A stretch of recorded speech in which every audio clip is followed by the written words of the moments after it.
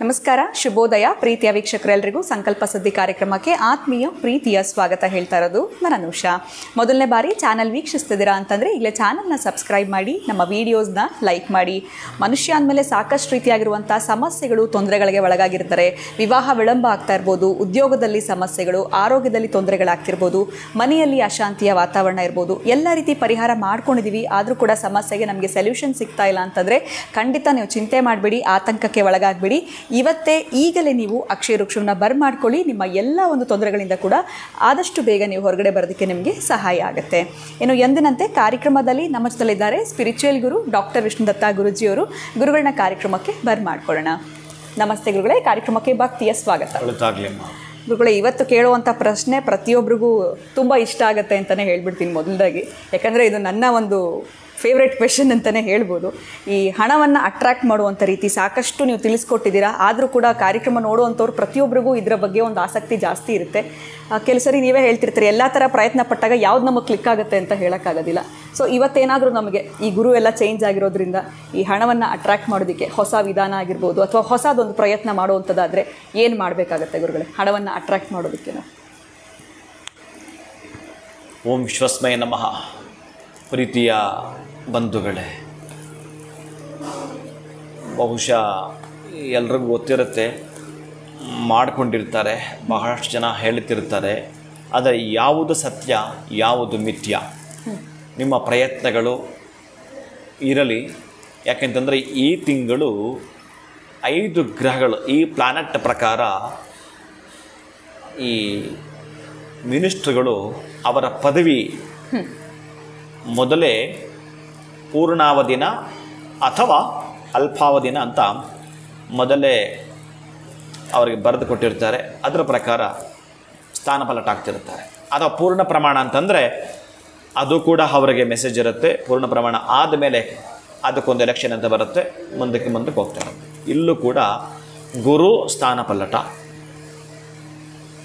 ಬುಧ ಸ್ಥಾನಪಲ್ಲಟ.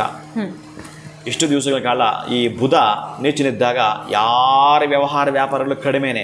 ಯಾಕಂದರೆ ವ್ಯಾಪಾರಕ್ಕೆ ಸಂಬಂಧಪಟ್ಟವನು, ಅವನು ಬದಲಾಗಬೇಕು. ಅವನು ನೀಚನಾದ ಅಂತಂದರೆ ಮುಗೀತು. ಅದಕ್ಕಾಗಿ ಎಲ್ರಿಗೂ ಅಪ್ಲೈ ಆಗುತ್ತೆ. ಕೆಲವೊಬ್ಬರಿಗೆ ಕಡಿಮೆ ನಷ್ಟ ಆಗುತ್ತೆ, ಇನ್ನೊಬ್ಬರು ಕೆಲವು ತುಂಬ ಜಾಸ್ತಿ ಆಗುತ್ತೆ. ಕೆಲವರು ತಳೆದುಕೊಳ್ತಾರೆ.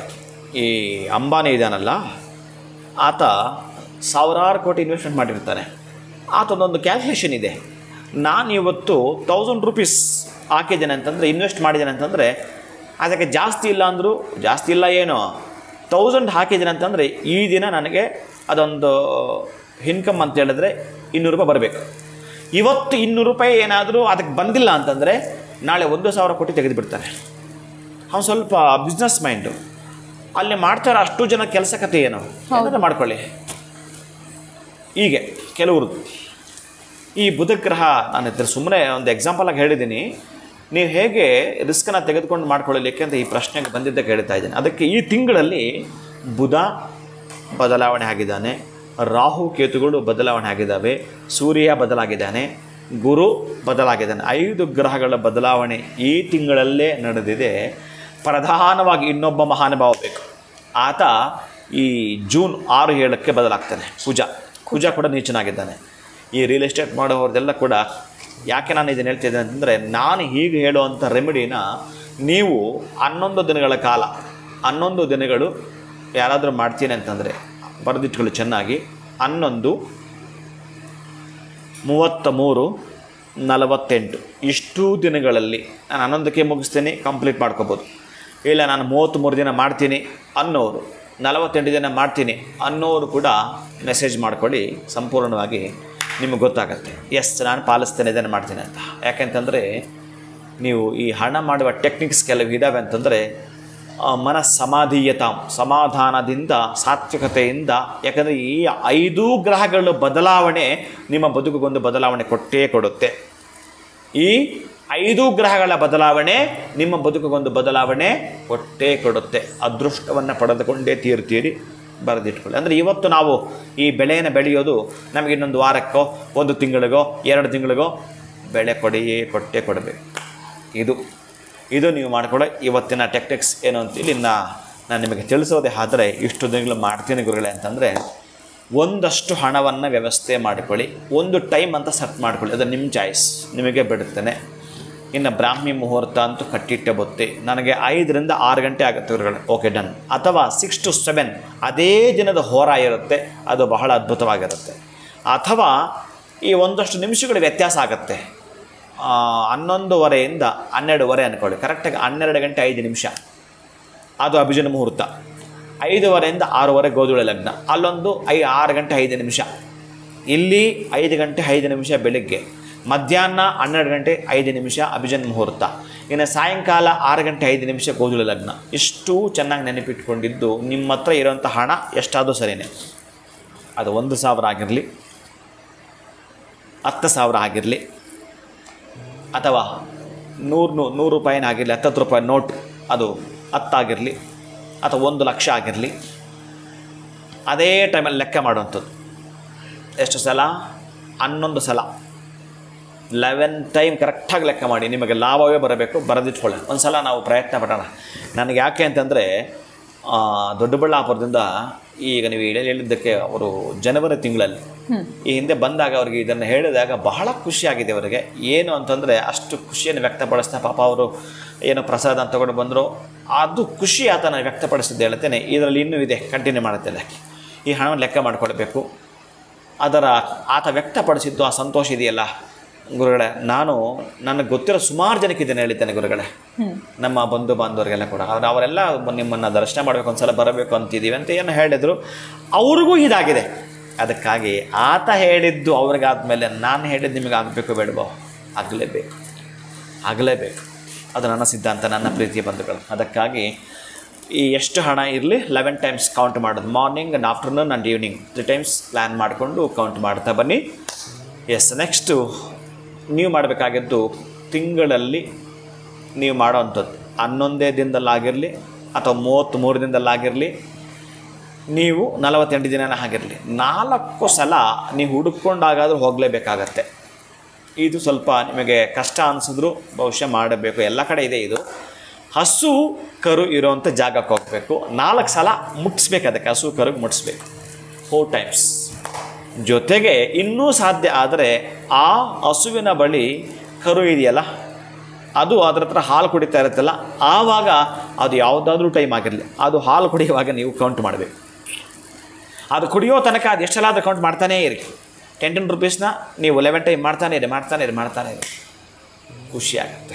ಅದಕ್ಕೆ ಮತ್ತೆ ಮುಟ್ಟಿಸ್ತಾ ಬಾಳೆಹಣ್ಣು ಒಂದಷ್ಟು ಗ್ರಾಸವು ಅದಕ್ಕೆ ಕೊಟ್ಟು ಖುಷಿಯಿಂದ ವ್ಯಕ್ತಪಡಿಸಿ ಬನ್ನಿ.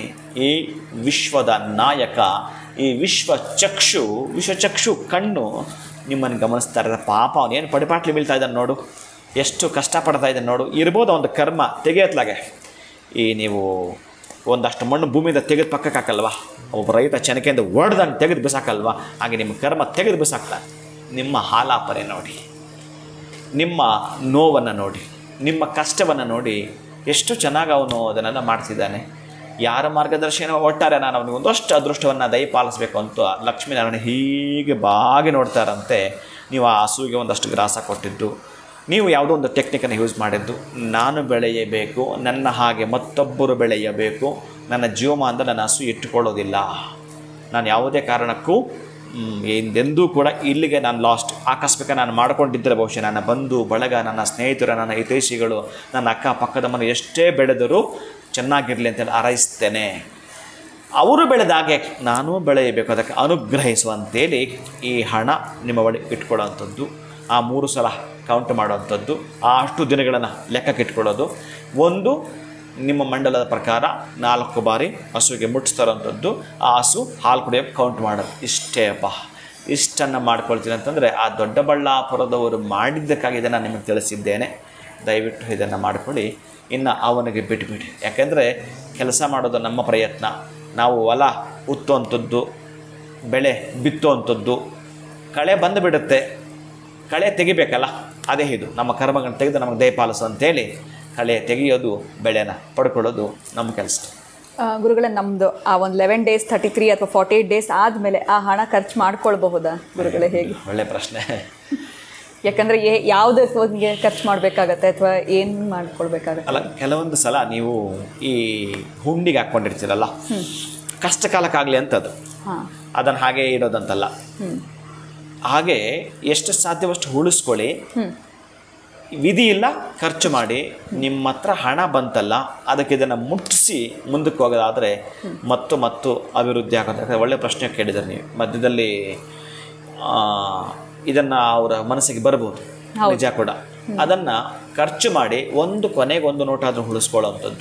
ಅಷ್ಟು ಉಳಿಸ್ಕೊಂಡ್ರೆ ಉತ್ತಮ. ಆಗಲಿಲ್ಲ ಗುರುಗಳೇ, ನಾವು 1 ಲಕ್ಷ ಮೇಂಟೈನ್ ಮಾಡಿದ್ದೆ, ಅದು ಖರ್ಚು ಆಗ್ಬಿಡುತ್ತು, ಎಂತ ಮಾಡೋದು? ಇನ್ನೊಂದು ಸಲ ನಾನು 80 ರೂಪಾಯಲ್ಲಿ 20 ರೂಪಾಯಿ ತೆಗಿಬೇಕಾಗ್ತದೆ. ದಯವಿಟ್ಟು ತೆಗೀರಿ, ಅಭ್ಯಂತರವಿಲ್ಲ.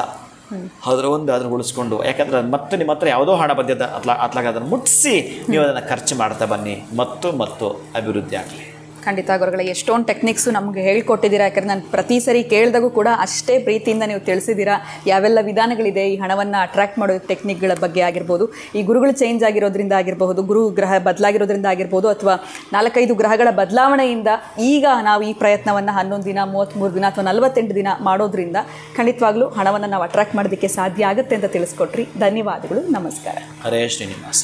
ಸೊ ಎಲ್ಲ ರೀತಿ ಪ್ರಯತ್ನ ಪಟ್ಟಿದ್ದೀವಪ್ಪ, ಏನೋ ದುಡ್ಡೇ ನಮ್ಮ ಕಡೆ ಬರ್ತಾನೆ ಇಲ್ಲ, ನಮ್ಮ ಕಡೆ ನೋಡ್ತಾನೆ ಇಲ್ಲ ಅಂತ ತುಂಬ ಜನ ಅಂತ ಅಂದ್ಕೊಂಡಿರ್ತೀರಾ. ಆದರೆ ಗುರುಗಳು ತಿಳಿಸಿರುವಂಥ ಈ ಒಂದು ಟೆಕ್ನಿಕ್ನ ಫಾಲೋ ಮಾಡೋದ್ರಿಂದ ಖಂಡಿತವಾಗ್ಲೂ ತಮಗೆ ಒಳಿತನ್ನು ಕಾಣ್ತೀರಾ ಅಂತ ಹೇಳ್ತಾ ವಿಡಿಯೋನ ಮುಗಿಸುವಂಥ ಸಮಯ ಆಗಿದೆ. ನಮಸ್ಕಾರ.